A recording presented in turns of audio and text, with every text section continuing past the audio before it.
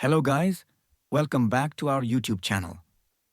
In this video, we'll see how to add an image in Zoho Creator reports using widgets and the JS API. I've created this form using a Creator widget with HTML and JavaScript.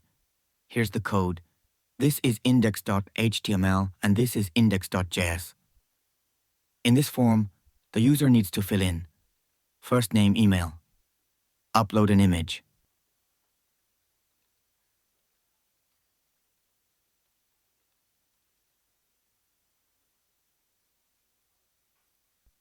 after that, they click the Submit button and the data gets saved.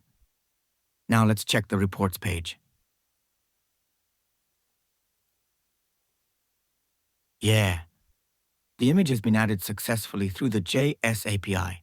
Let's breaking down the code. This is the index.html file.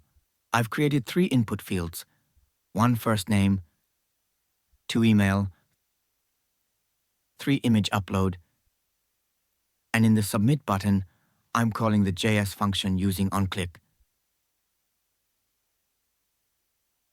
When the user clicks the button, the Submit Data function is triggered. Understanding Submit Data function. This function initializes the Zoho Creator API. It fetches the values of first name and email from the form. If both fields are not empty, it adds the data to Zoho Creator using the addRecord API. Once the record is added, it calls fetch latest record and upload. What does fetch latest record and upload do? It fetches the record ID of the newly added data using the getAllRecords API. Then it calls uploadFile, passing the latest record ID.